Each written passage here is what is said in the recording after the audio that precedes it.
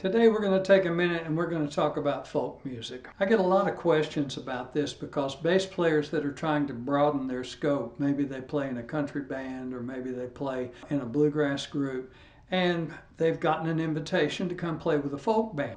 They dive into the internet and they come up with folk music and they see names that they recognize like Pete Seeger and Woody Guthrie and Arlo Guthrie and the Kingston Trio and Peter, Paul and Mary, and they're learning these songs. But then when they get to that first rehearsal, they start hearing all kinds of different things. So folk music has actually been molded into something that's more of a sociology example than it is a musical example. It's that a representation of society at a certain point and what's pertinent.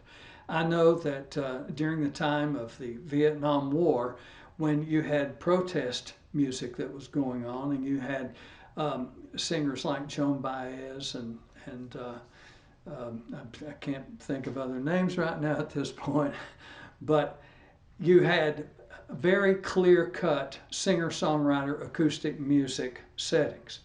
So if you want to be involved in folk music now, I suggest that you go back and Google folk music and that you look at all the different types of folk music that's in existence all around the world.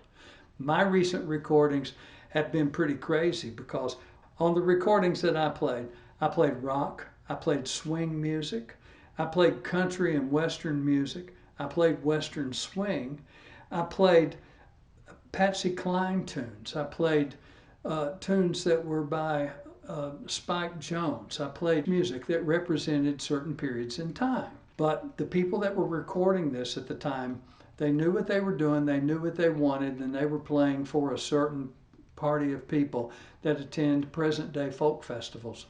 So folk music to this point, as far as I can see, probably still remains one of the least understood musics that's out there.